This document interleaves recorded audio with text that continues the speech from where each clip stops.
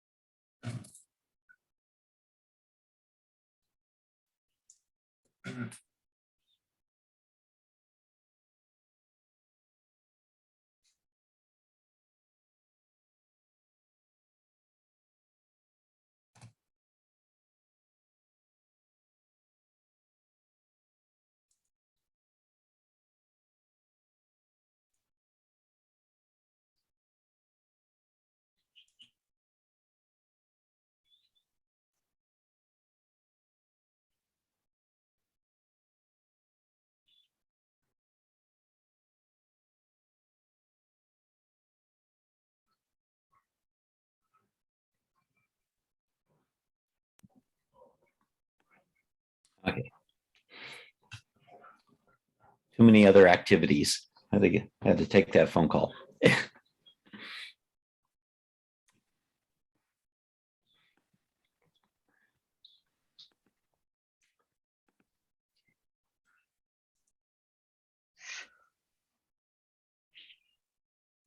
There we go.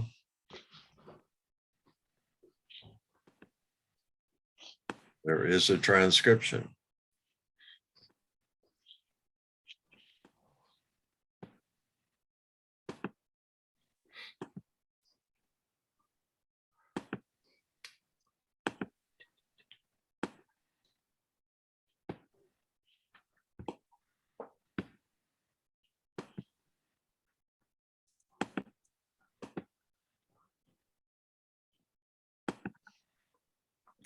So apparently we got your sound working again, Hank. Yes, I'm going to comment about how that happened when we get a few more folks here. That's fine.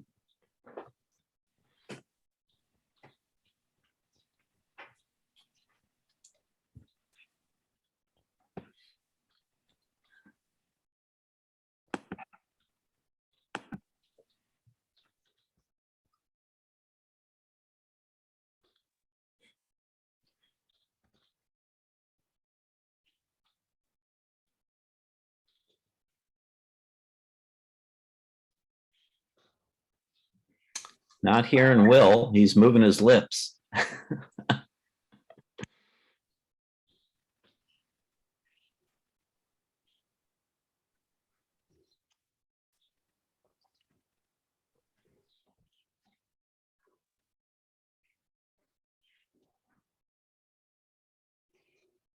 Looks like your video is stuck too, Will.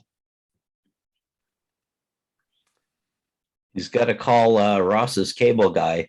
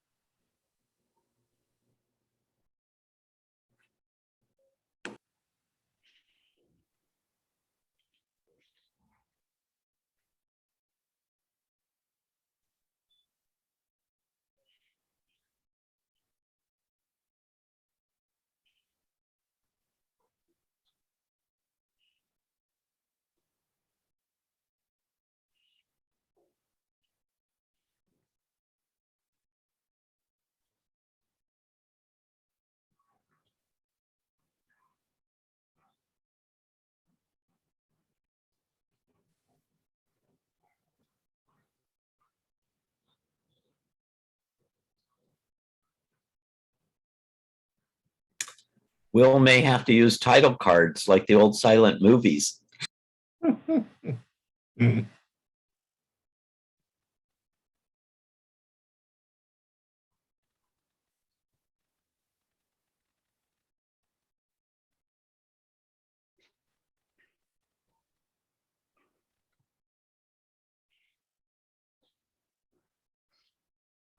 Hey, Saul, I'm trying to find the chat transcript from yesterday's walkabout meeting. And it isn't where I think it should be. Usually they go into under PC, documents, Zoom, and then there's a folder for each day. And the most recent day I have is, wait a minute. Oh, there's a shortcut in here. It's only 2 kilobytes, but that's not the chat. Anyway, I don't know why I intentionally saved. I think I intentionally saved. Maybe I didn't. I was curious about the discussion that I had with Connie. And I was going to go look for it, but now I can't find it. Well, I know in the Zoom account, not the Zoom app, but in the Zoom account, under recordings, when you're doing recordings, there's a checkbox to automatically save the live transcript. But I don't think there is otherwise. I think you have to manually save it. And Okay, I know you said you think you did, and it must be there. And it usually has a pretty generic name, like meeting something or but anyway. it has a date on it. Yeah. Part of that name is a date, which makes it very specific. Which you ought to be able to search for. Right. By file here's name. recordings. Let Yeah. me see. Cloud recordings, Zoom webinar, local recordings.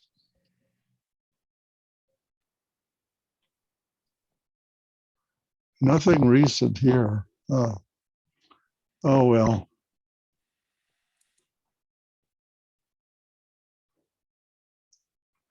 I will try again today to save our chat just to see where it goes. And although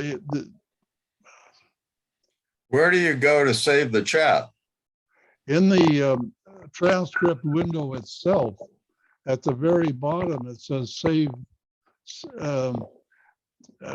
Chat is a poor term. The transcript is what I'm talking about. Oh, save the transcript. Okay. Yes, I misspoke as usual. Testing 1, 2, 3. There you are.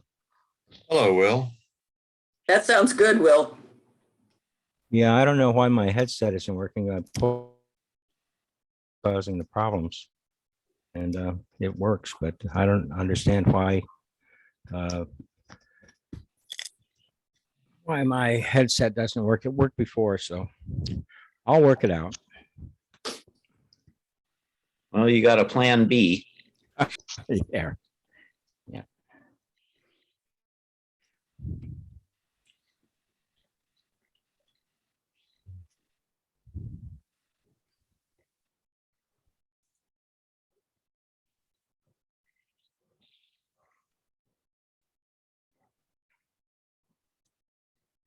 Testing. Whoops. No, there we go. There we go.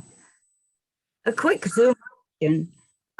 Saul, probably best one to answer me. How do I check the version? I know I click on my picture when I get on, and do I go to settings? When you're already in a meeting, is that when you're asking, Barbara, or before? No, before or after. Yeah, if you're on Windows, I think you should just be able to go to what we used to call the control panel, but there's one for the programs installed. And I think there's a place next to the right of each program that tells you what version it is. Oh, okay. I was playing around with that last night and I just couldn't find this right spot, but. What's the latest version right now? 5.10.4. One thing I know that I can do, I don't know if everybody can do it because I'm the host, is to click on the little green thing in the upper left-hand corner. And when you get there, you get a box that has a gear in the upper right. And when you click that, on statistics, it shows you the version you're in. Yeah, that's if you're already in a meeting. If you're in a meeting now. Yeah, Barbara was asking before she goes into a meeting how she could tell what version of the Zoom app she has.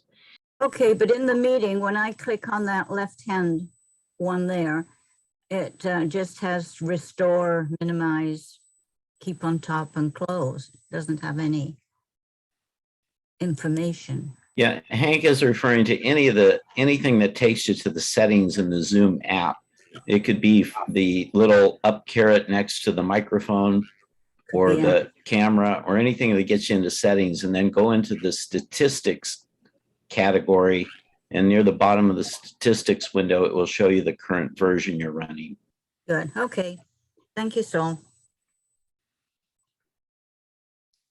And what's the current one again, Saul? 5.10.4. Okay, I'm 3 dots behind. Let's They hope. didn't do anything exciting the last few. Testing 1, 2, 3. Then maybe they won't bump me off because I'm behind the power curve. Okay, guys, can you hear me now? Yep. Yes. Mhm. Okay.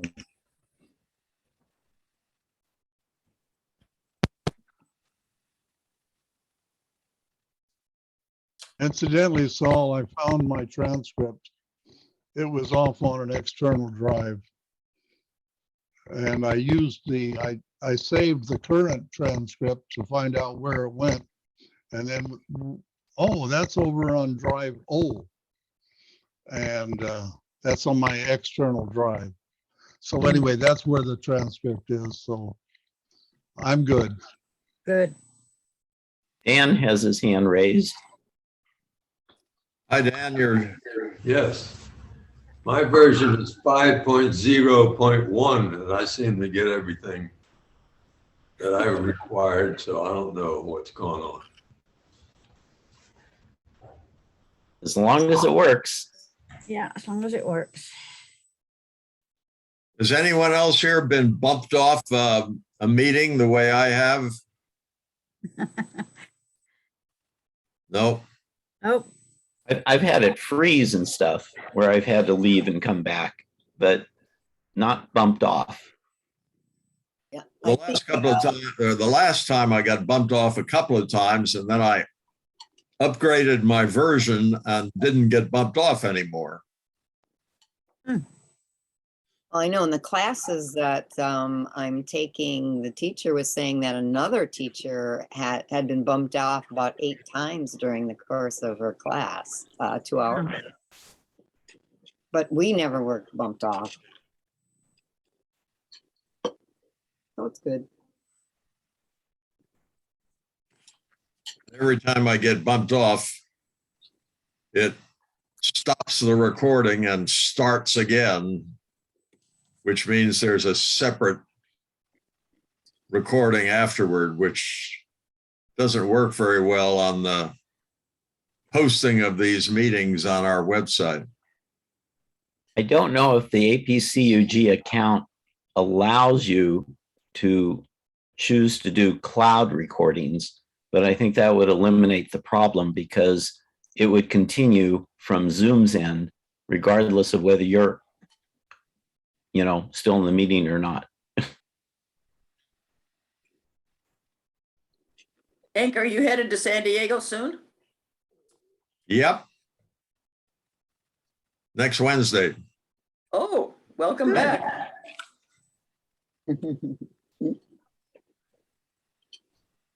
We have 15 participants and it's 7:33 in Hawaii. I want to, before I get started on the presentation for this morning, I just want to comment about some help I got from Ross.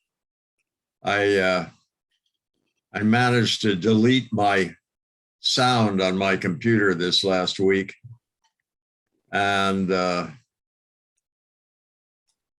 told Ross about that, and he immediately said, I'll be calling you tomorrow. And he did, and fixed my problem. But I wanted to comment about the way he fixed it, because he did so by having me share my computer with him. And he could have taken over the computer and fixed it himself, but he didn't.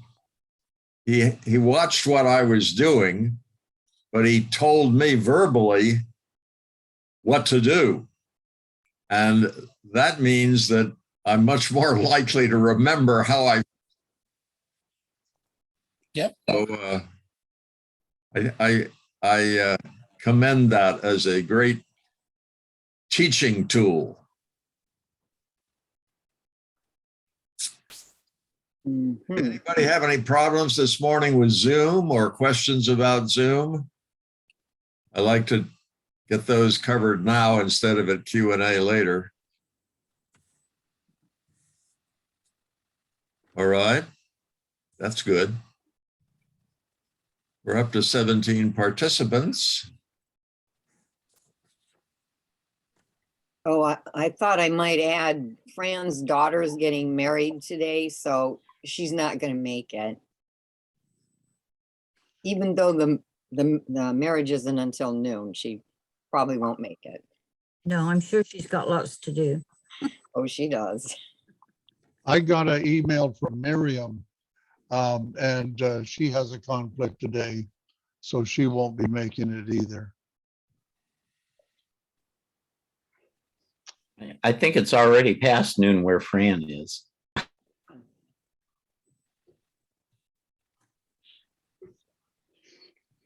It's noon our time. She's actually 4 hours ahead. She's on some kind of Atlantic time or something. She's not on Eastern time. She's on.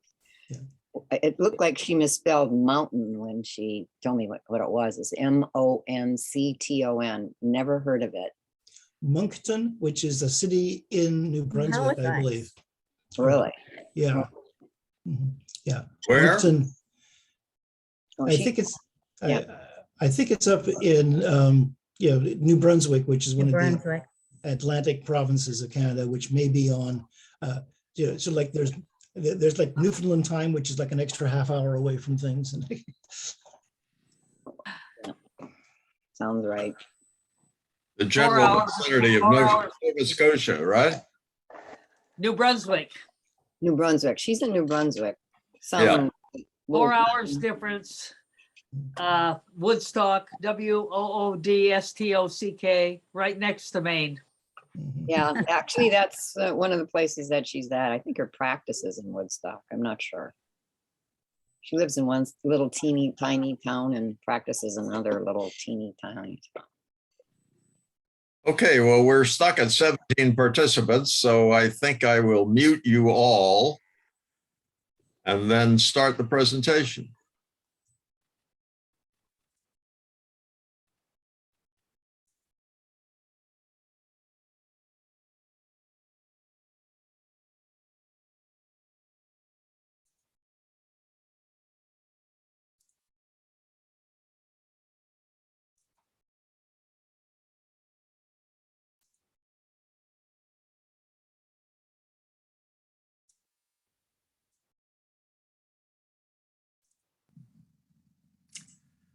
I received an email from Barbara Wilkinson saying that she has an Android phone that she uses mostly for phone and text messages, but she would like to start using it as a camera and to take pictures with that camera that might be sent by email or perhaps be posted on a website or someplace where she might have something to sell. So I have decided to put a presentation together to satisfy that interest, and I hope there is more than one person interested. The problem is I cannot connect my cell phone to the computer on which I record videos and record many seminars. So I'm going to have to do this by just taking screenshots of what's on the cell phone face when I'm doing a certain thing and describing what to do using those screenshots. And I have done that with a number.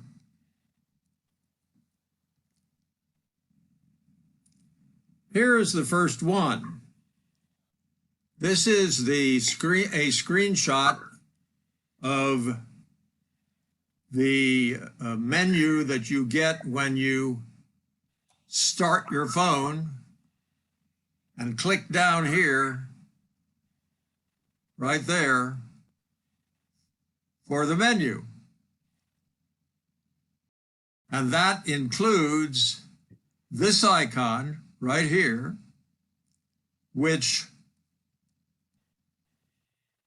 says to the camera, I want to take a picture. Please set me up to take a photo using this camera. So the first thing you do is tap right here. And when you do, you get this screen, which is where all the controls are for taking a photo or a video. There are lots of controls on here, and you need to learn many of them. So let me show you some. The first thing you need to do is to make sure you're taking a photo, not a video. If you tap here, it will shift to take a video. You tap this place here once, which is where you would take a photo or a video. If you're in the video mode, you tap it once and it starts. You take it for a while and then you tap it again and it stops. But we're going to take a photo. So we're set up here.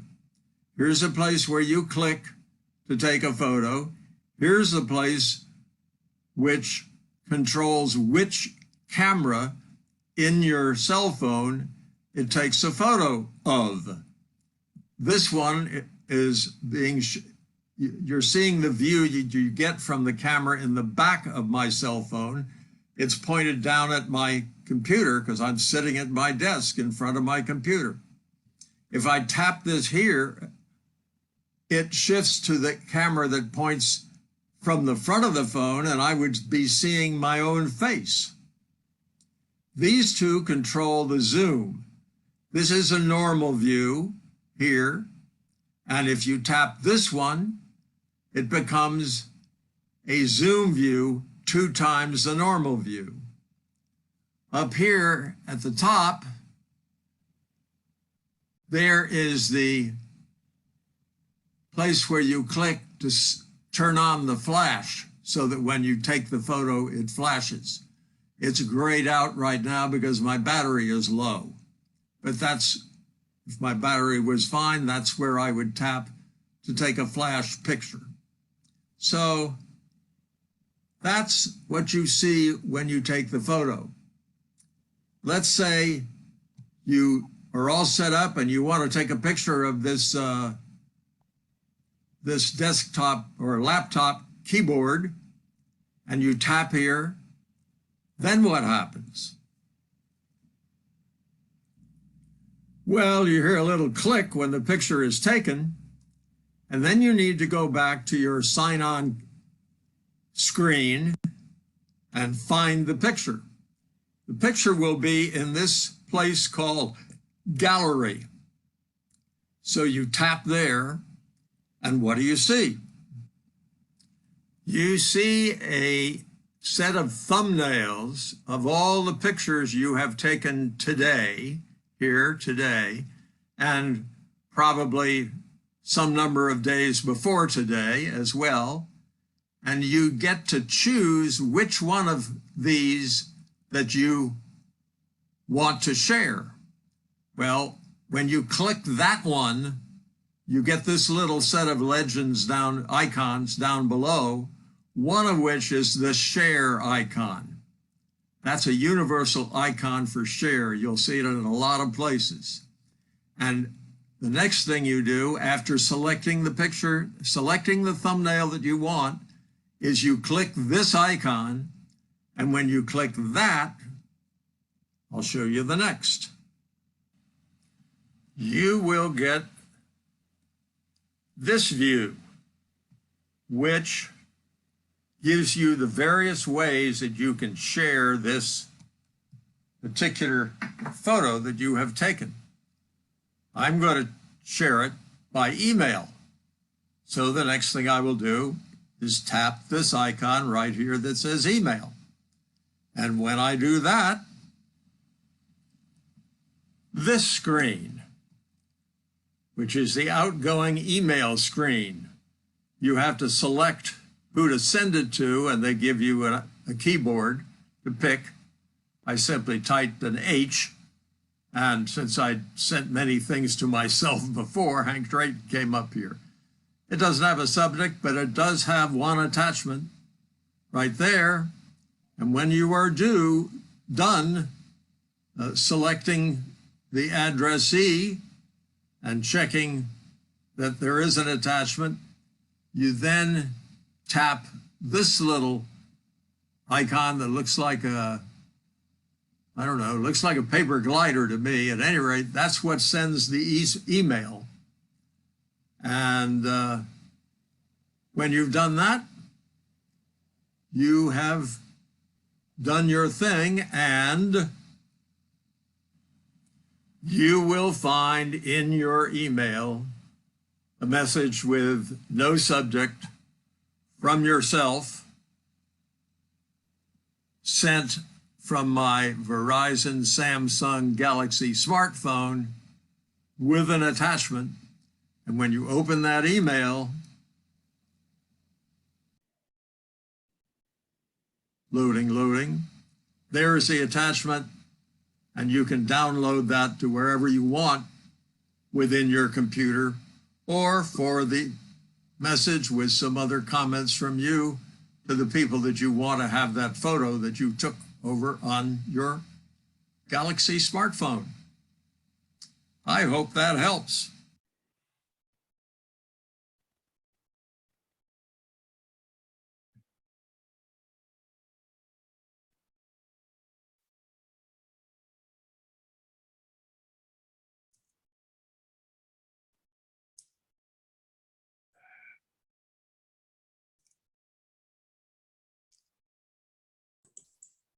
Yes, thank you, Hank. That helped a lot. You're welcome. Any questions on that demonstration? There are 3 hands up. Mr. Wakely. Yeah, can you hear me now? Yep. Okay. I guess it depends on what cell phone you have. Mine didn't look anything like what you're doing, but it had the same sort of things. Mine is set up to send whatever photos I've taken directly to Google Photos. Is that something you need to set up? It works for my cell phone, and every photograph goes directly to my Google Photos, which I can access through Google email. Or Yeah, Google I Mail. think you can, anyone, if they have Google Photos activated on their computer in the cloud, you can set it up so that all your photos go directly to Google Photos. Yeah, I discovered that works, and that works fine. Yep. So you set up Google Photos on your phone. No, Google Photos on my desktop computer under Google Mail, Gmail. Okay. In Gmail, one of the selections from the 9 dots is Google Photos. And if you click on that, it shows all the photos that are in that particular folder.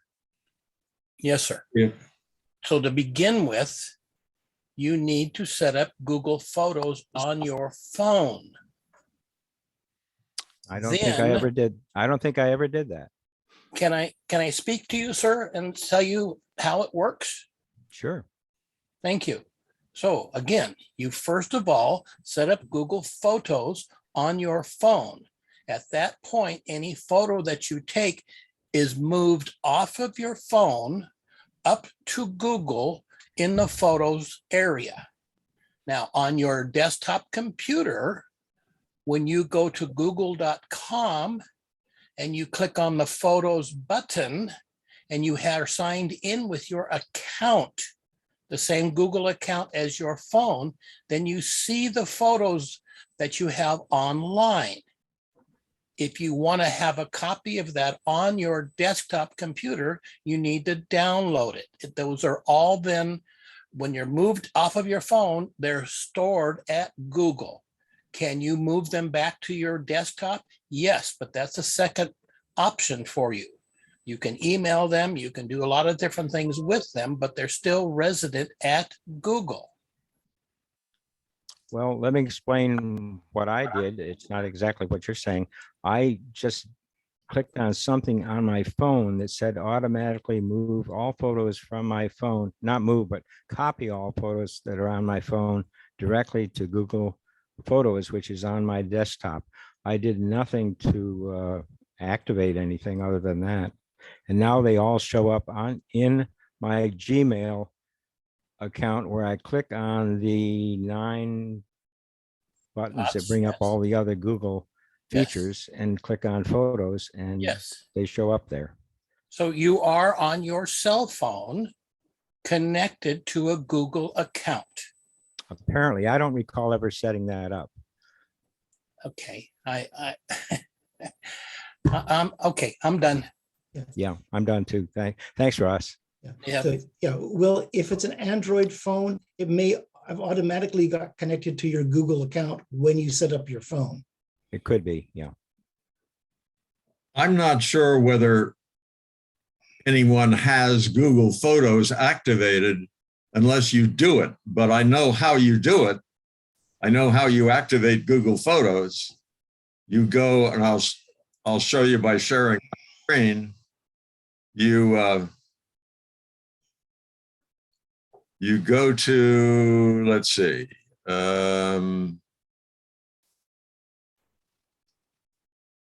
That when I'm in hold on.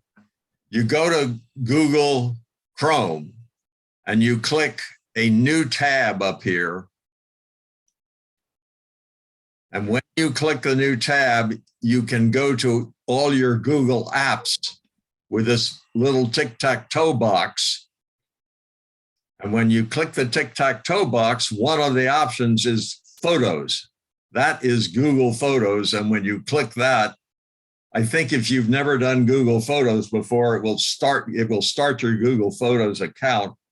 But if you have done it before, as I have, and used it to set up several albums, it takes you to the Google Photos that you have recently used. So it does it by date as to when you took these photos.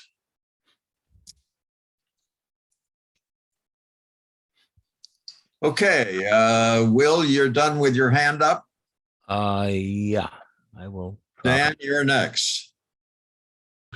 Okay, thank you for showing us that, Hank. You've shown us one way to do that.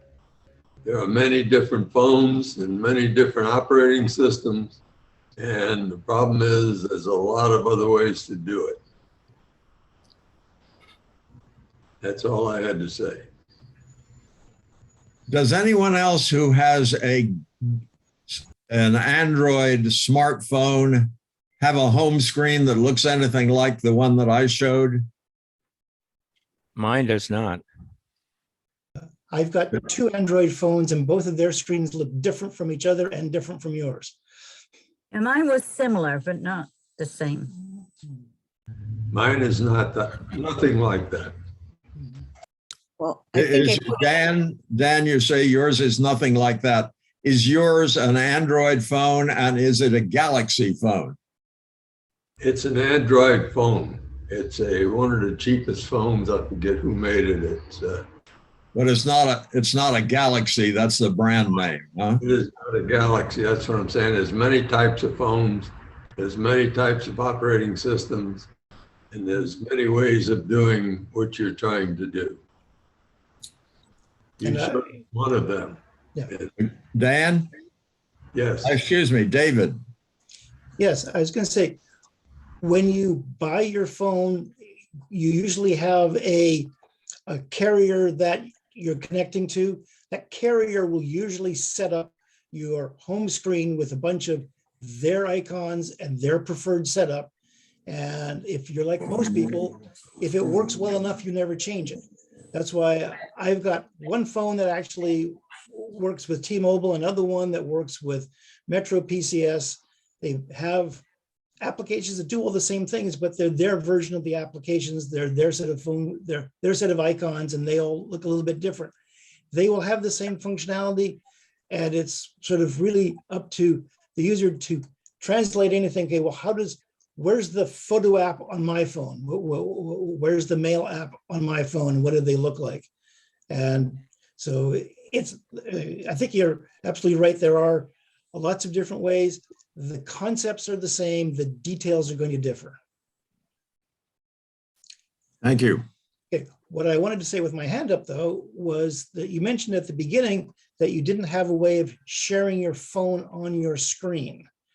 I wanted to show you, I use a little thing that's called Airdroid Cast, which basically allows me to share my phone screen on my computer screen, and I can do things live on my phone and you can see it on the computer screen. And I was just going to do a little demonstration if I may. Yeah, you ready? Yep. So I'm sharing everything on my screen here now. Down at the bottom, I have a little icon that's called Airdroid Cast. Come on, come on.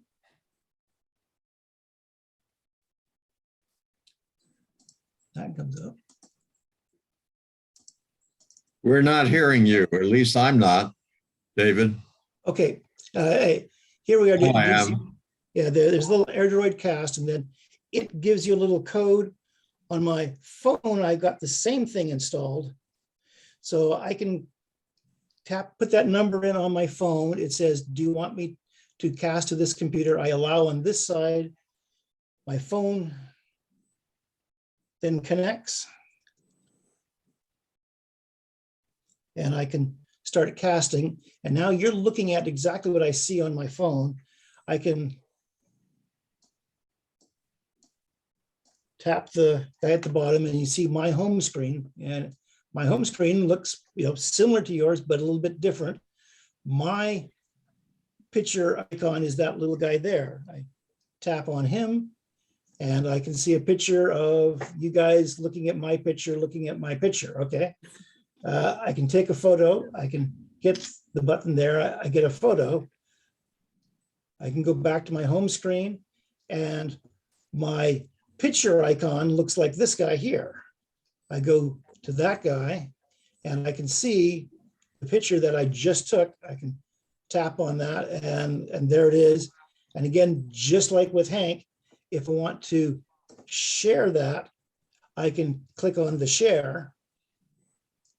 And then I can say, okay, who do I want to share to? Okay, I want to, I can upload the photos on that one there. I can send it to a Gmail address and I say from me to me, and subject photo, and then I hit the little arrow thing and it's sent, and I'll get an email. And when I want to go back to my home screen, I'm there. And when I want to finish my session, I can basically go over to my Airdroid Cast, and then I can just hit the X button up here. And do I want to stop casting? Yes, I do. And that screen goes away.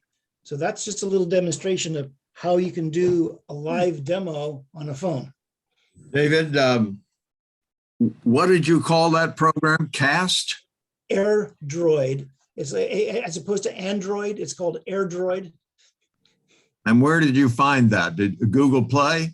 Yeah, you can go up to the Google store and get it, an Airdroid Cast. There's an Airdroid, and then there's the Airdroid Cast. I just used the Cast one because I don't want to remote control my phone. I just want to look at it. Okay. But let's see if I can find that on this thing here. I can do Airdroid Cast, AIRDROID. Airdroid Cast, download.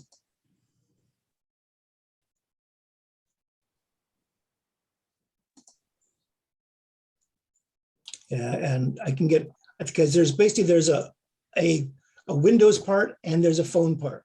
So there's, for my computer, I would get Windows or Mac OS, and then for my phone, I would either get the Android or the iOS version.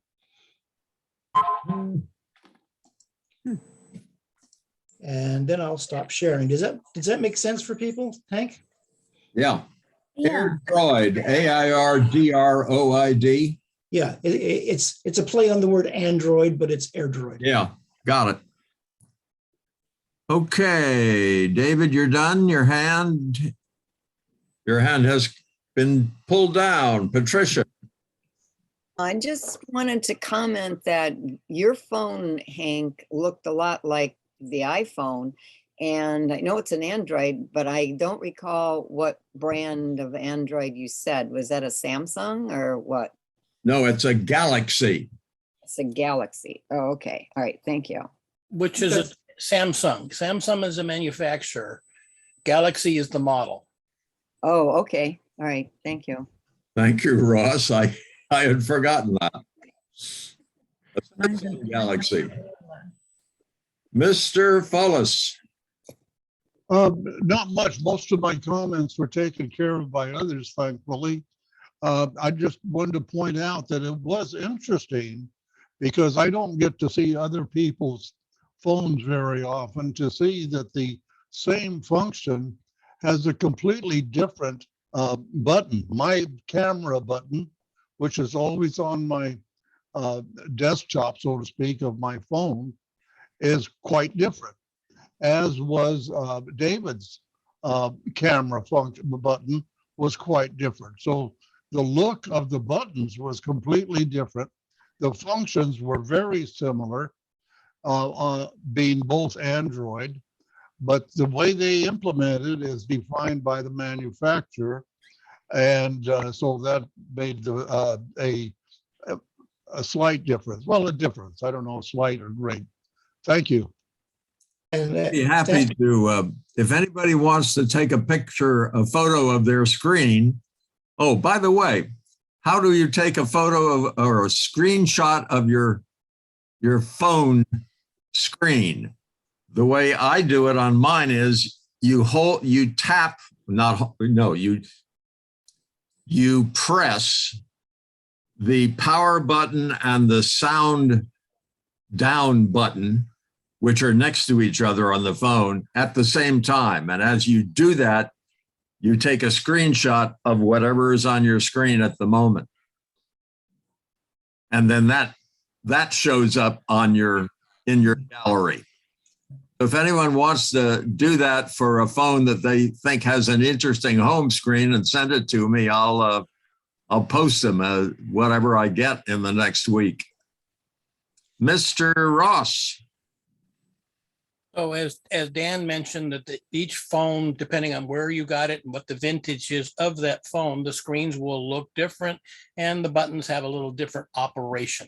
Again, if you call 611 on your phone and talk to technical support, they can say, oh, okay, you have model X22. This is how you do that function. And yes, it is different on each one.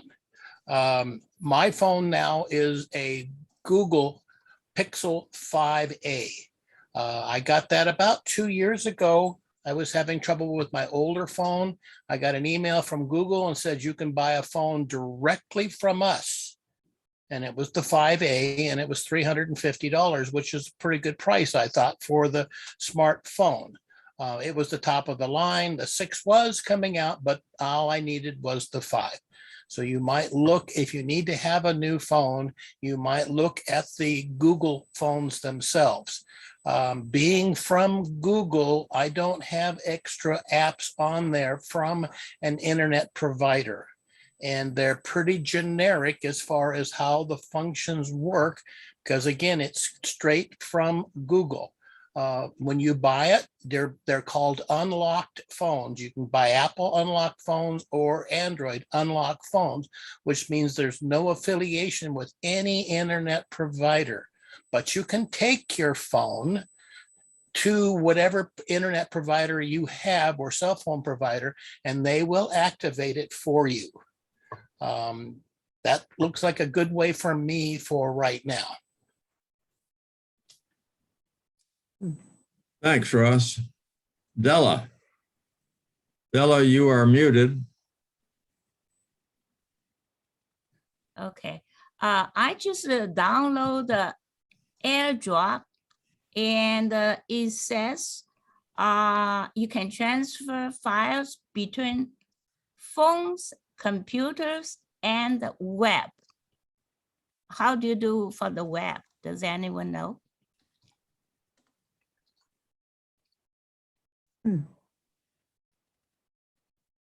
You can transfer between your phone, your computer, and web.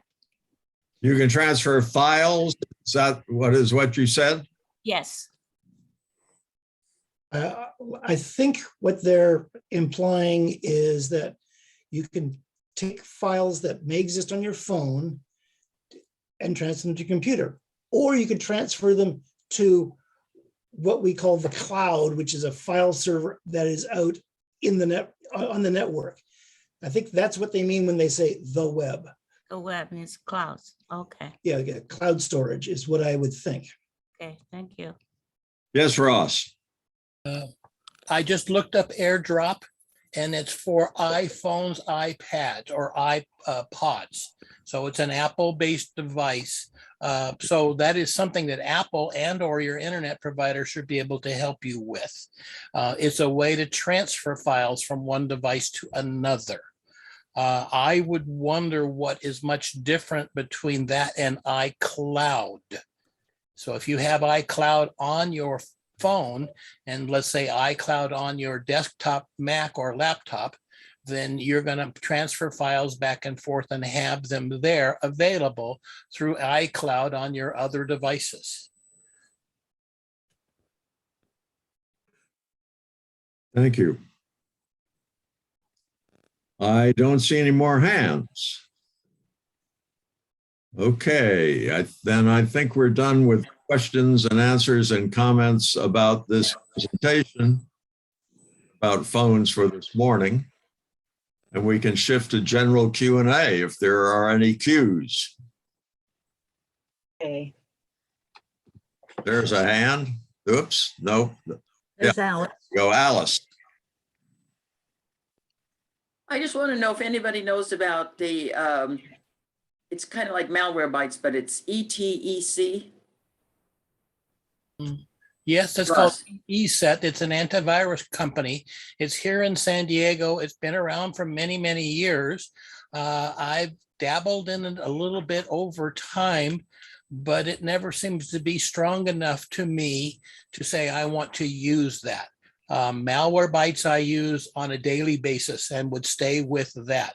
The free version to start with on there to clear things out, the paid for version on people who seem to keep getting hacked by false alarms saying you have a virus, you have other problems. Malwarebytes will block those and remove those on a daily basis for the paid version. That's great. It just came up at work the other day and I'd never heard of it before. Thanks. It's fine. Great. Patricia. Yes, I've got a question and I Googled it and everything. This is supposed to work, but it's sort of a simple thing. I'm trying to clean up the computer here. So I've got all these folders and icons and stuff on my desktop, and I'm trying to get it into, I guess, documents is what they said to do. And usually it's a drag and drop, but whenever I drag it, it doesn't drop it into documents. I'm clicking on Finder, and I went into the documents which were on the iCloud, and so it didn't work. So I was wondering, there's a couple of steps. Google sometimes leaves out a couple of steps. So I was wondering if anybody knew how that's, I have 2 questions, but that's probably the more important one. Anybody know? Saul, I figured you might know. Well, just to clarify, Pat's referring to a Mac, Yes. not yeah. Windows. But based on the fact that she mentioned the word Finder, okay, which is the file manager on a Mac. Right. And So you have file icons on your desktop, and you want to move them into your documents folder. right. And when you have the Finder window open, do you see the documents listed along the left pane, along with other types of Well, folders?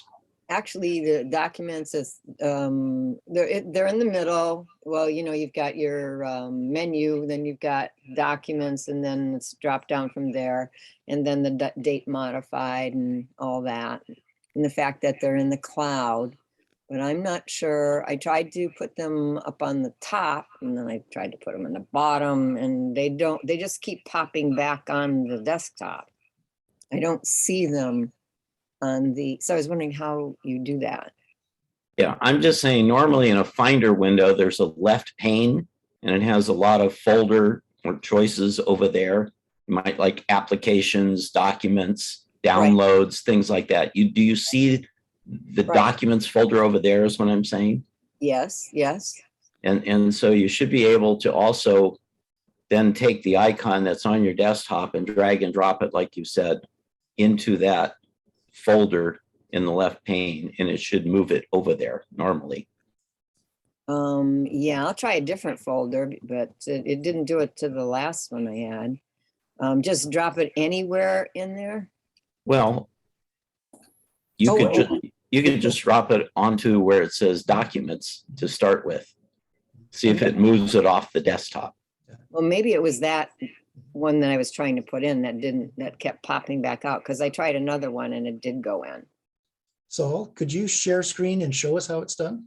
Oh, no, it actually worked. I guess there was something wrong with the one that I had, because I did another one and it worked. So I guess that's good. Thank you, Saul. When you first mentioned the problem, you mentioned that you were trying to drag it to your iCloud directly. And I wonder if that's allowed versus just putting it into documents, not documents in iCloud, just documents on your computer. And then iCloud the service on your computer should automatically synchronize that item for you. But as Saul mentioned, if you go to Finder and then find your documents folder, you should be able to drag an item off of your desktop straight into documents, and it would remove it from the desktop. Right. Yeah, looks like it did that.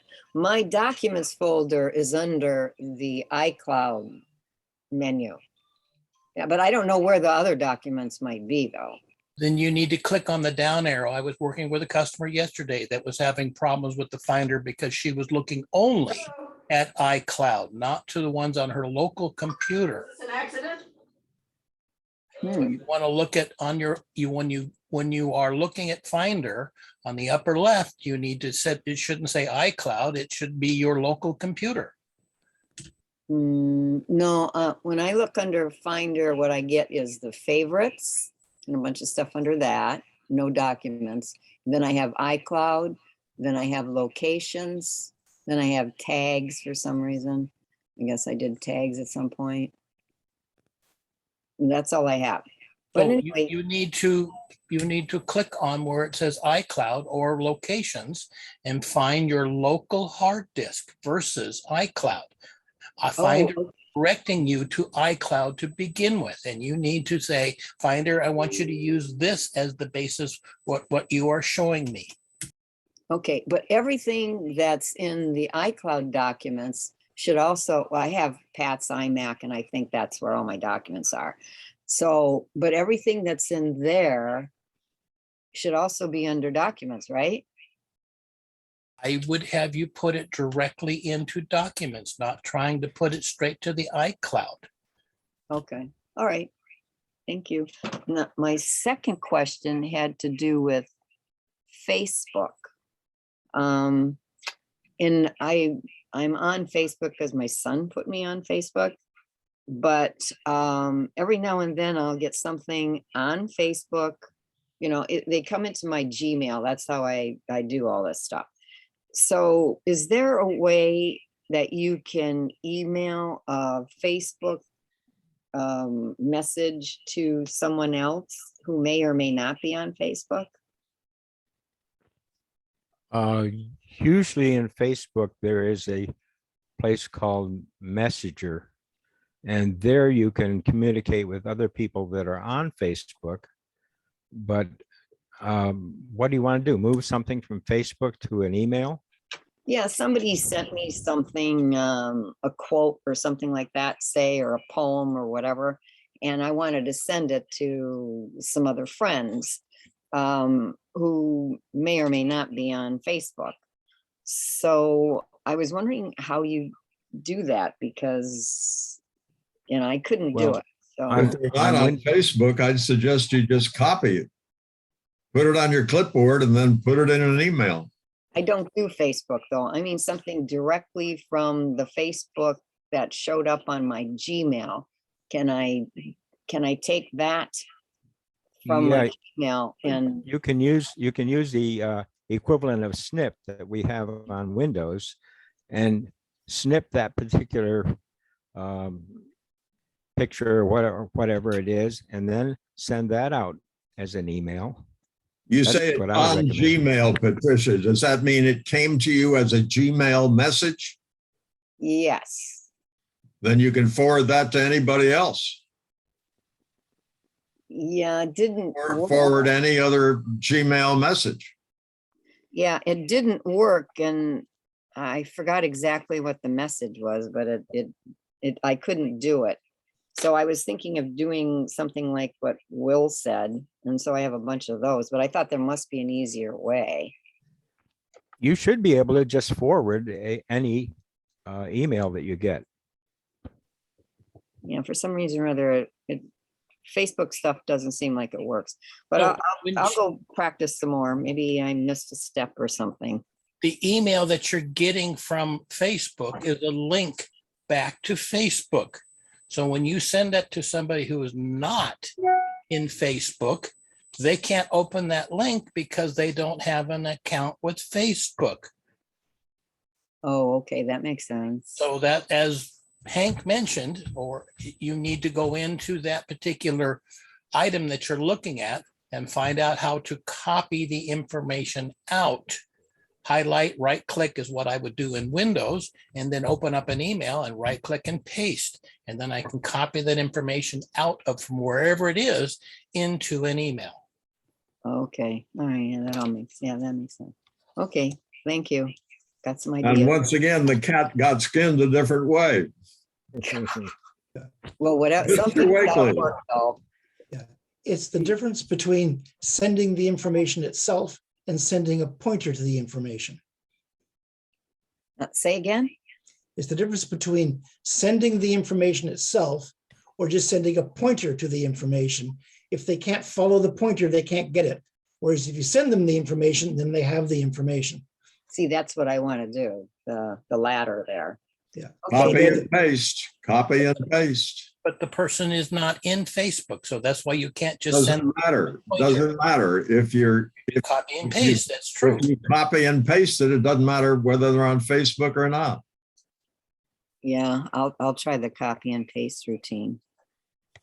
Okay, thank you. Will Wakely, you're up. Earlier times we talked about how to delete email messages on Gmail. And the only choices that I've seen is to delete it page by page or delete everything. And I really want to just delete the older ones. And I discovered a way to do that. There is a drop-down box when you click on, for instance, I show 50 messages per page. If you go to that thing that says this is page one of, I'm sorry, this is one of 50 of however many emails you have, you can say delete those, or then it'll come up and say, do you want to delete everything? Well, if you hover over that particular message, you see a thing drop down that says newest or oldest. And if you click on oldest, then you will start deleting from the end of your email list. And I found that very valuable. I would love to see Gmail come up with a selection where you can select delete between these dates. That would be very nice, but I don't see that feature on Gmail. But I did discover where you click and on the oldest ones that you want to show, and then start deleting them page by page. And that works very well, except it's a little tedious if you have, thousands of emails. That's why I would like to see something that says delete between these two dates. If you want, I can show if I can screen share where that button is. I think allowed Hank to- showed us a way to do that at one point, that specific thing. Who did? Hank, the Oh, did gentleman he? who's moderating the group, Oh, did you show that, Hank? I don't recall. that you went in and found a search feature at google.com at Gmail to say I could look for items between these particular dates. Yeah, I I must- think it was filters, some kind of filter in the search.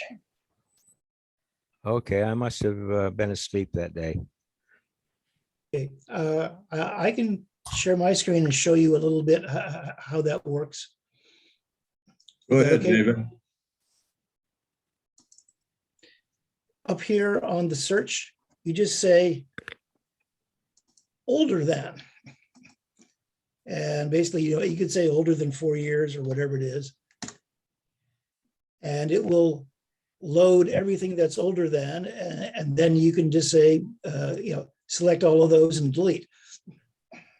Hey, David, go back to the start of that. How did you get the older than? I just typed in my search window here, older than.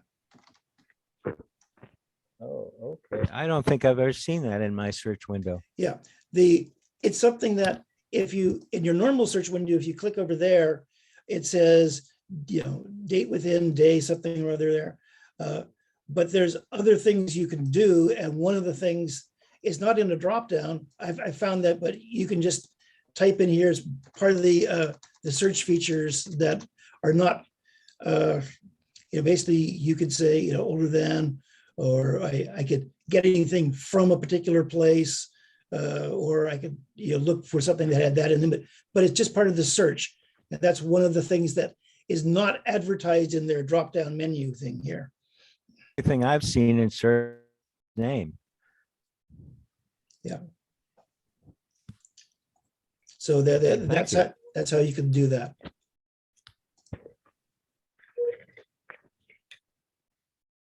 Whoops. There we are. I want to make a comment about this business of numbers of email and deleting them. I have every email that I have ever received still available to me in my email program. I'm using AOL, but I'm not using an AOL program on my computer. I'm using AOL Mail on the internet, which I can get to on Firefox or Chrome or Edge. On any place where I can get on the internet, I can get to my AOL account. And the reason I'm able to save and have available every email that I've ever received is because I religiously, once a month, take all the emails that I've received in the last month copy them into a separate folder in my AOL files. That way it keeps it keeps them in groups that are small and manageable.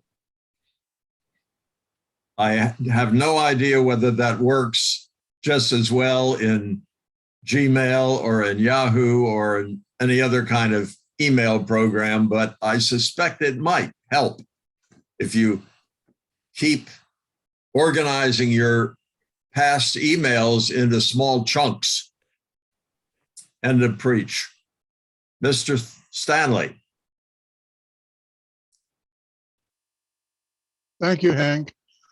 This goes back to when Hank asked us to share our phone desktop. And I would like to share a screen and show you my phone's desktop, and then talk about how to move a screen capture on your phone to Google Chrome. Let's see, can I share screen now? You are sharing your screen. Oh, I am sharing the screen. All right. You're just Close that sharing the window. wrong screen. You're sharing. All right. Now, can you There we see go. that? Yes. That is a screen capture of my, what I call my phone desktop. And the thing I'd like to point out is I've taken advantage of grouping icons together. I can't click to open this because it's only an image, but I've clicked all my internet applications. Here's Chrome, here's Zoom, here's Brave browser. Tools, I have battery condition, I have a calculator in tools, but that's putting frequently used programs, grouping them into icons that you can access. Here's all my games that I do. The other thing I'd like to point out is that I did the screen grab and then I went to my Google Photos and the screen grab was not there. I had to go back to my phone and copy the screen grab into a folder on my on Chrome. So let's see, I want to end share screen. Yeah, you don't end it from there, Stan. There should be a toolbar, and if you don't see it, hit the escape key, and it should come up, and it should allow you to end your sharing. Okay, it should be unshared now. It is. Thank you. Okay. Anyway, making a screen grab does not get it into Google Photos directly.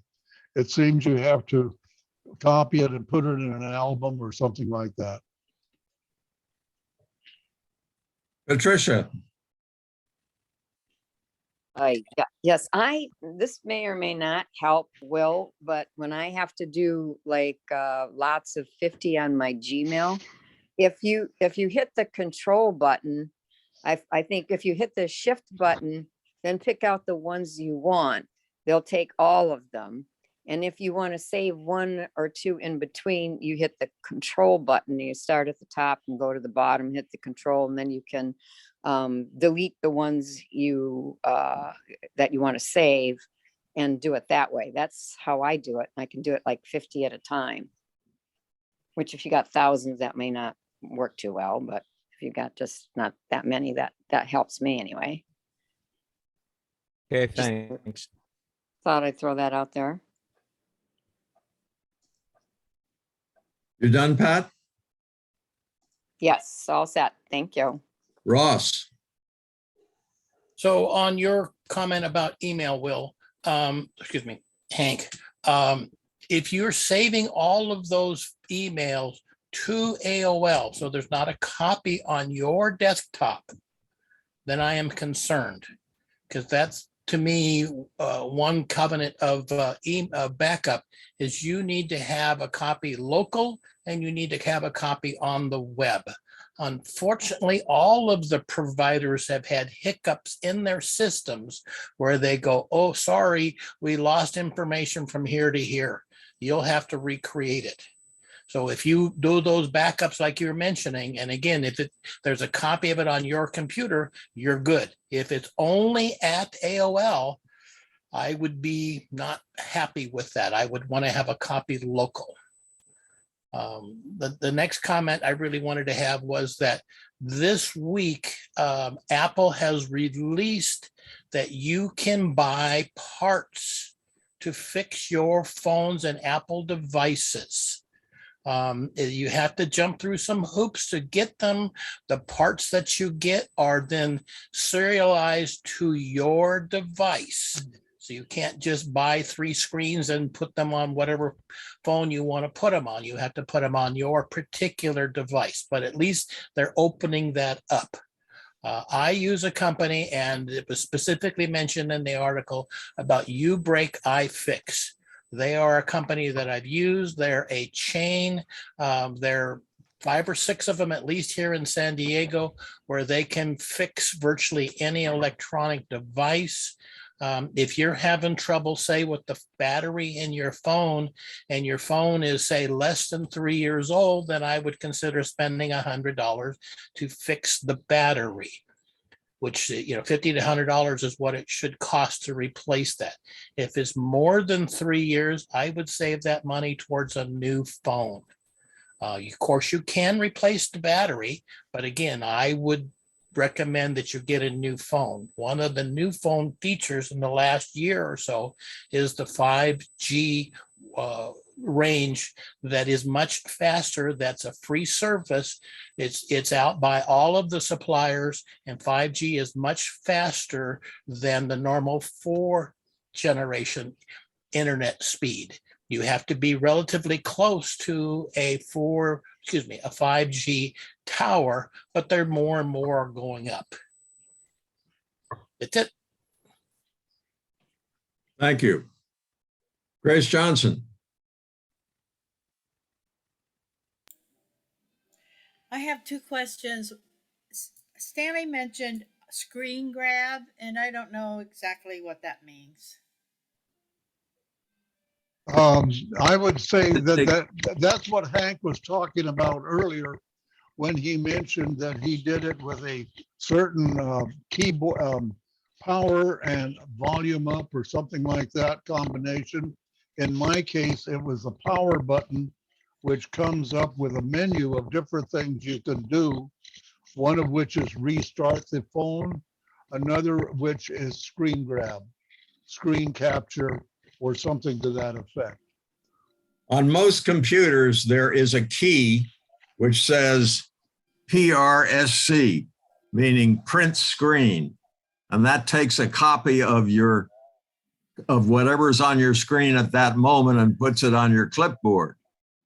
You also can have the same thing on a smartphone by doing a screen grab. It takes a picture of whatever is on your phone at the moment and puts it somewhere where you can get at it later. There's also a thing called, let's see, what's it called? It's called a snipping tool in Windows that allows you to take a picture of some portion of your screen of your computer. You can build a box around a portion of your screen and take just that. These are all ways of capturing either all or a part of what's going on your device. Hank, did you say that there's a way to save your desktop screen? Yeah, I have a key on my computer that says print screen. And if I tap print screen right now and then go and paste my Clipboard. If I then go to paste, it will paste whatever was on my screen onto some other new place, like a a Word document or Yeah, a Word document. an image process. Yeah, well, what I tend to use is I think it's the Windows snip tool, but it's the Windows key, Shift and S, and that will allow you to choose the whole desktop, a window, or a rectangular area. On the Windows, there is a screen snip. That's very, very good tool. You can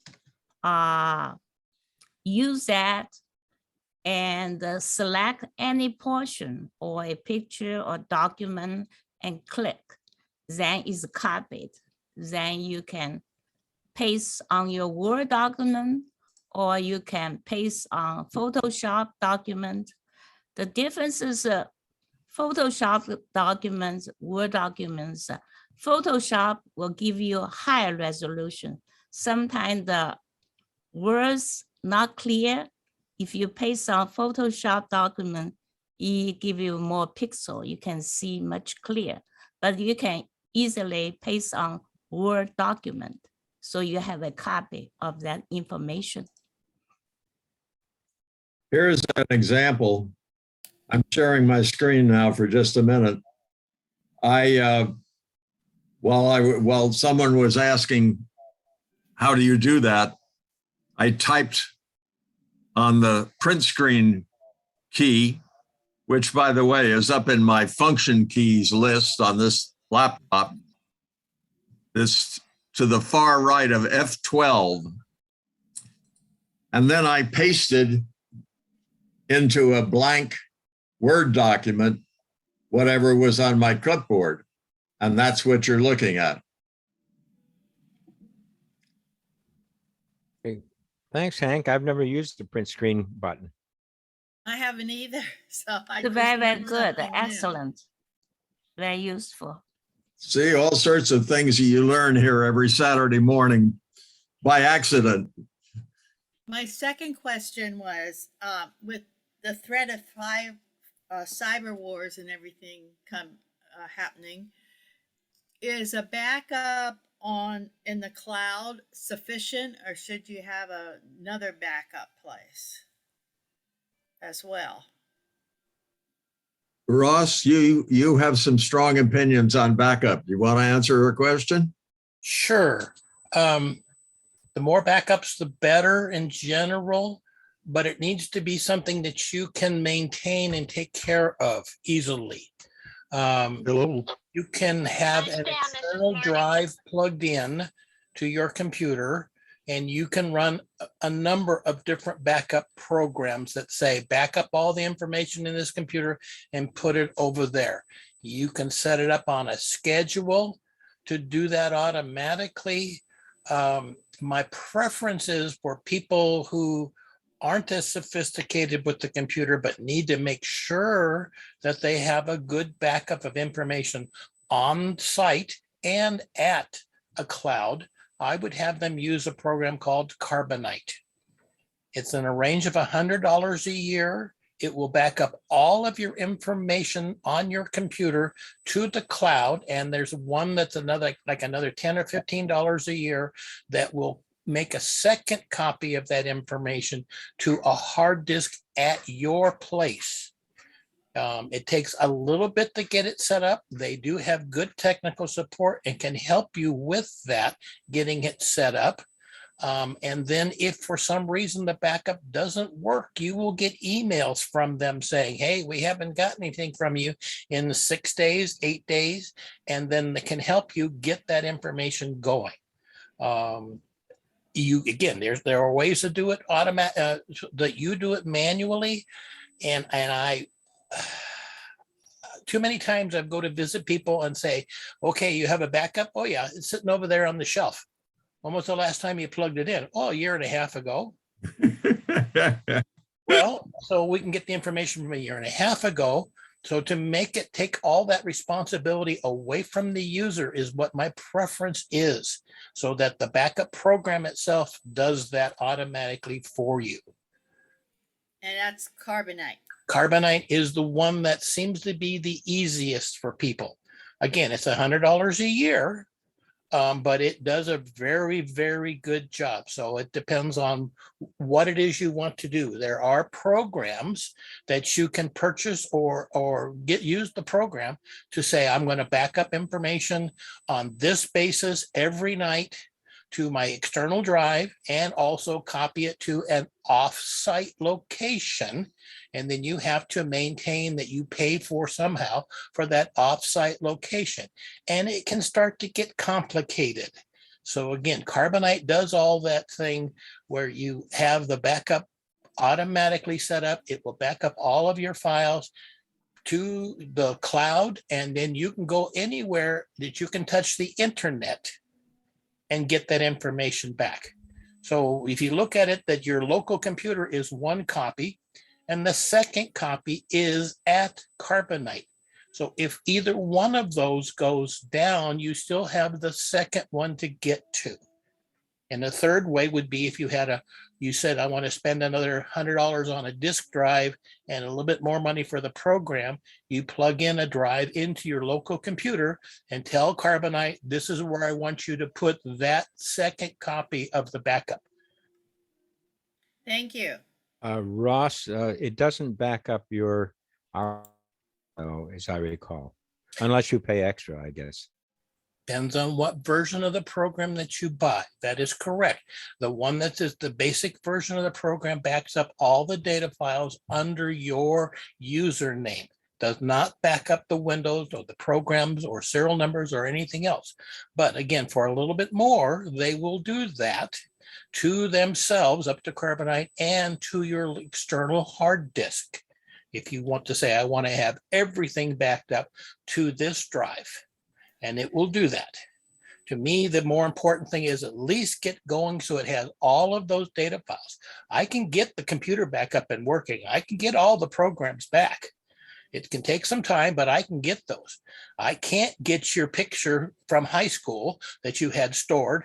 If that's gone, it's gone. So is it necessary to have an external hard drive if? No. Okay. Again, so you want to have more than one copy. You want to have more than one copy at a different location. And that's what Carbonite does. The basic version of Carbonite, the cheapest version, copies all the data files that are under the program, under your username, up to Carbonite. The second copy is on your local computer. Go ahead. I'd like to tell a short, sad story that backs up what Ross said.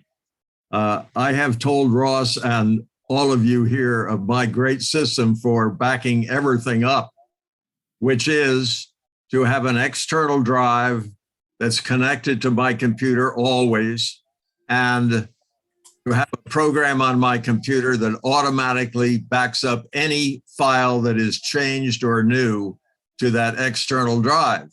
And then my second system that Ross says you should have something somewhere else, my second system was that periodically, like maybe once a month or maybe once every 2 or 3 months, I would copy that entire external drive onto I think it's a 5 terabyte other external drive, which I only hook up once in a while to make that second copy.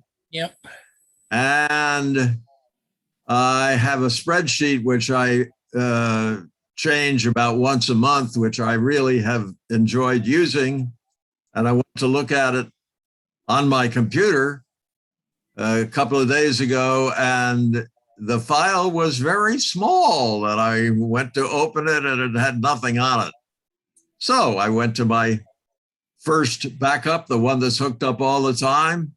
And of course, that one was very small because somehow it had gotten changed and it gets automatically updated every time a file gets changed. So I went to my 5 terabyte backup, and lo and behold, I hadn't done the backup in more than 6 months, and that file was not that old. So any good system is only as good as the person who administers it, and I failed. So a comment for a lot of programs, including Carbonite, is that it keeps versioning of the files. So if you say have uploaded a new version of the file, that new version is at Carbonite. And if you say I deleted the file yesterday, you have 30 days to pull that deleted file back again from Carbonite, because it has a versioning version there of that file. I'm not sure how long it will keep the multiple versions of your file online. My recommendation is, if it's a file that is important to you, when you are going in and editing the file, you modify the file name with today's date in the name, so that you have the one from Tuesday, you have the one from the 15th, you have the one from the 20th, because I have people that say, well, I work on this all the time. And when I went in and looked at it, it has old information, not new information. And they had been using the same file name all along. So I recommend that you open up that file, whatever program that you're running, and immediately you do a file save as, and modify that file name to include that day's date. That way you have a backup copy of that information. And then just that Carbonite, it will keep that forever. It keeps those files that you have in your system forever. Patricia. Thank you. I have another backup thing. When you were saying, Ross, about the email, I always counted on the email being with the server. So as far as I know, my emails aren't being like backed up. So how do you back up? I have Carbonite too, but gosh knows what's going on with it. I don't. I just pay for it.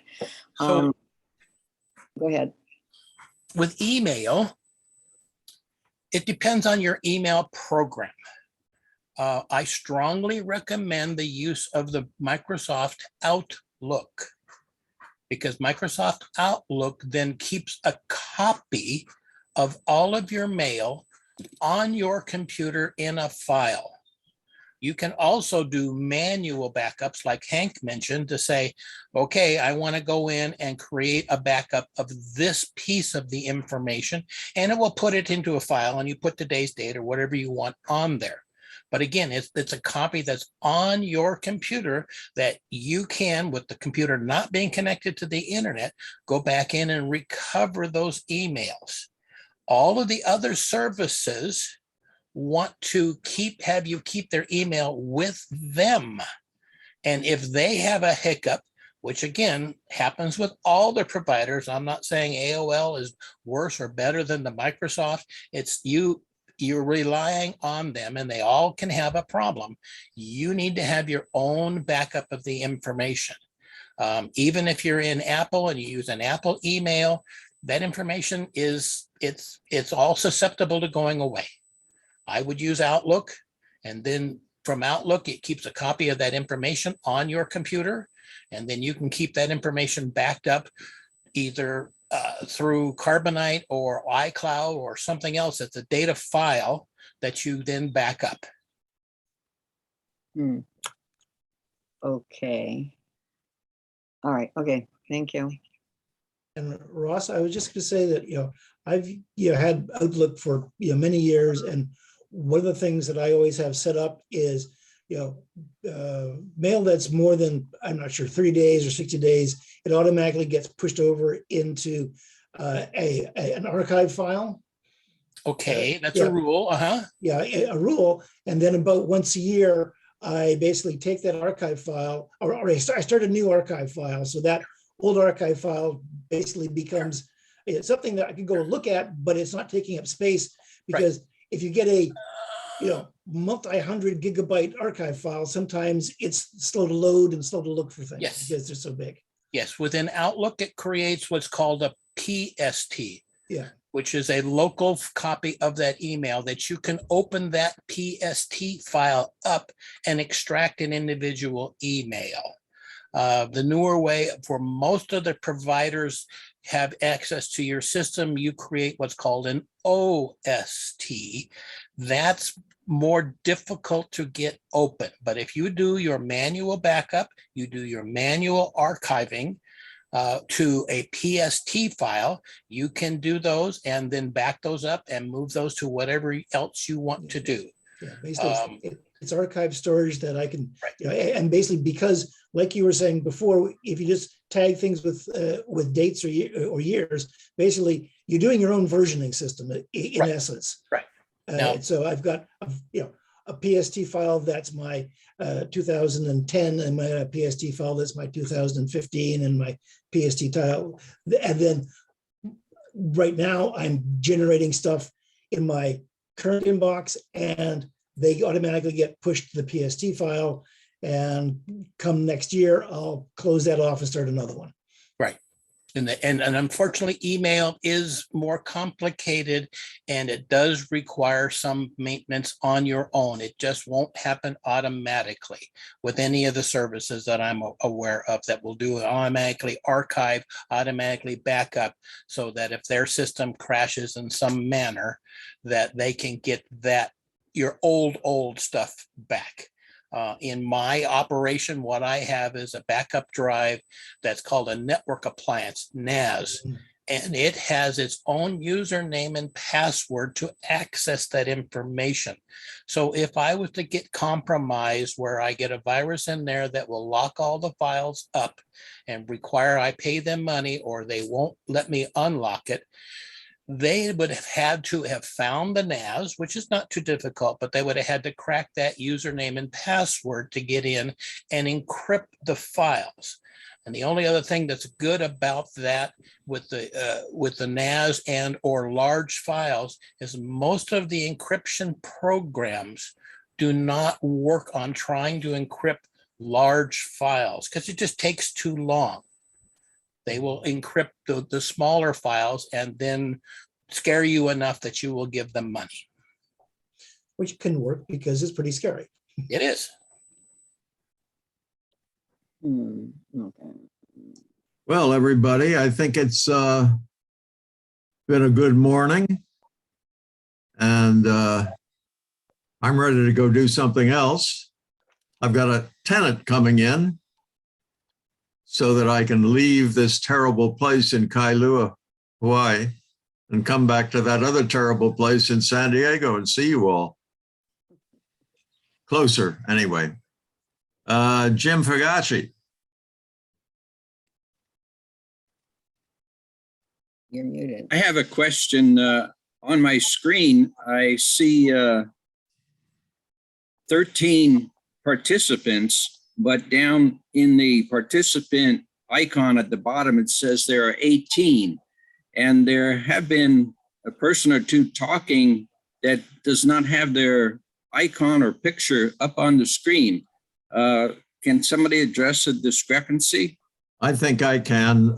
There is a setting in Zoom where you can either see, when you're having a meeting like this, you can either see everybody or you can see everybody who has their video turned on. And I think you have yours set to only show people who have their videos turned on. I have mine set to show everybody. The ones who don't have their videos turned on, I just have a box with a name. They're coming up now. You don't see any boxes with names, right? I have boxes and they all have names right now. Yeah, but the boxes, I'm not talking about the name in the lower left-hand corner. I'm talking about just a blank box with no picture and a name. I don't have that. I Okay. have 17 participants showing in the icon, and I have 13 boxes with people's pictures. Understand. That I may, have just a name though. I can't remember where you do this. Let's see. Well, sometimes you just raise your cursor up and, well, actually, that's just the ones on the bottom. Never mind. There is a place, let's see, more.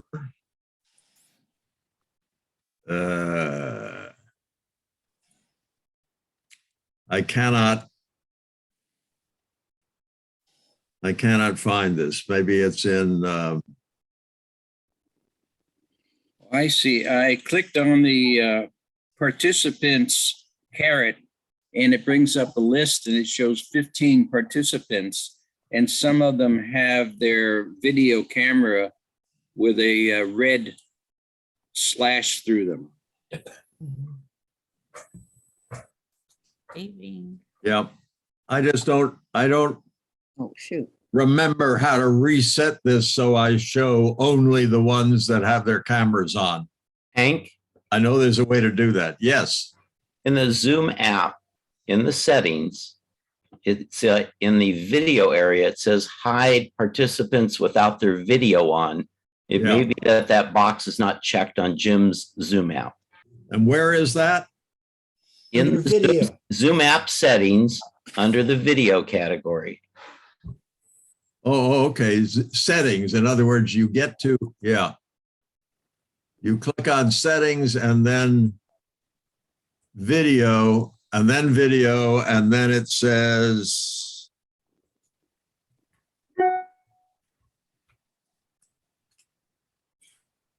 Down at the bottom, it says always display participants' names on their video. That's different. This is hide non-video participants. yeah, that's I'm what I'm not- looking for. There it is. Is Yeah. I don't see it. Is it It's in right, it's right advance? under always show video.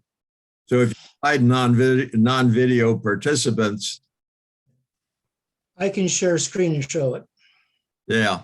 Well, I would just ask Jim what version of Zoom app he's running. I just downloaded the latest version this morning before I came on. Okay, so that's not the Okay. issue. So Jim, do you see my screen now? And like the Dan is just shows Chrome box.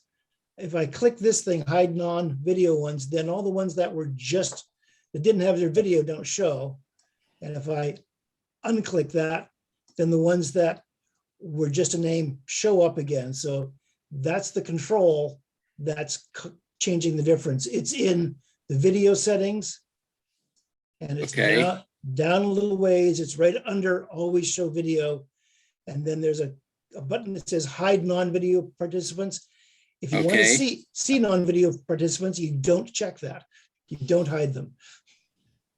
Yeah. Okay. Check the box that says hide non-video participants. Okay, I'll try that. Thank you. Jim, Yeah, your raised hand orange shows up in a blue box, which is really nice. Is that a feature of the latest Zoom, or is that something you set up? I did not change that. It's his And our background, Will. I think it's just. I the think it's background. just the sky. That's just part of my photo. Yeah, It's his virtual background. It just happened to show up. Okay, it just happened to be blue back there. Interesting. Okay, Jim, you're done. Dan, you're up. Yes, I have a very old version of Zoom, but there's a caret right next to the video camera. And when I click on that caret and I click on video settings, and it does give me a choice of hide non-video participants. Yep. That's a good way to get there. It's a simple way to get there. Yeah. Yeah, the other comment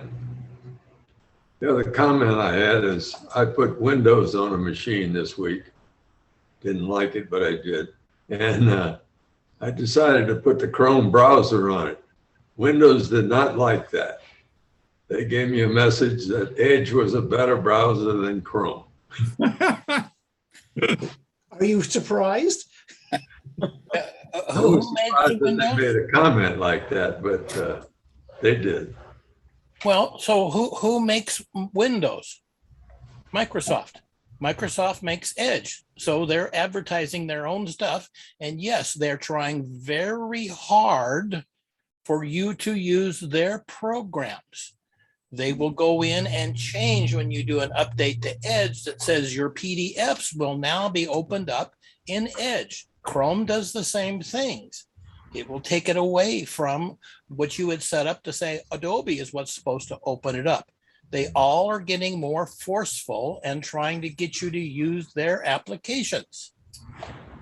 I don't know what else to do. If you're going to use Windows, that's what you're going to have to accept. If you're going to use Chrome, that's what you're going to have to accept.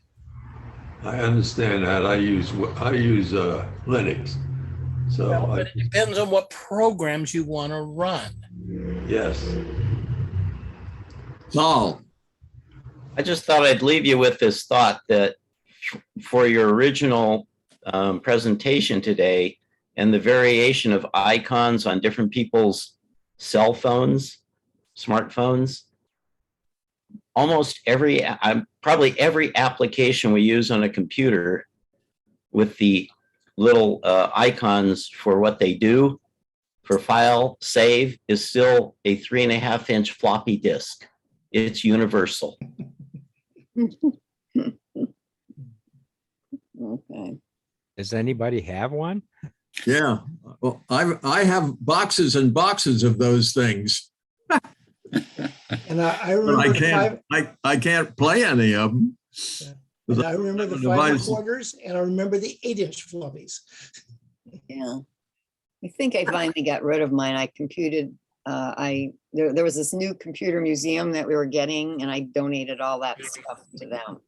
All they really wanted was whatever games I had, but, between the kids, we had a lot of games, but it's now defunct. I don't know where everything is. I think it might be at San Diego State, but who knows? But I did have a question for Ross. I don't have an SSD, solid state disk. Does the company that you mentioned, do they change out? If I have a Mac, can I get an SSD on it? And what was the name of the company too? The company is iFix. Okay. Depending on how old your computer is, it's probably of the vintage that it's probably best to save your money to buy a new Mac. It's 2017. They say they're supposed to last for like 7 to 10 years. Well, the 17's not bad, no, but that's already 5 years old. Yes, I know. I've been Okay, thinking and it's about it a going long to time. cost you $200 to $400 to have this done, and a new one's less than $1,000. Really? Oh, that's.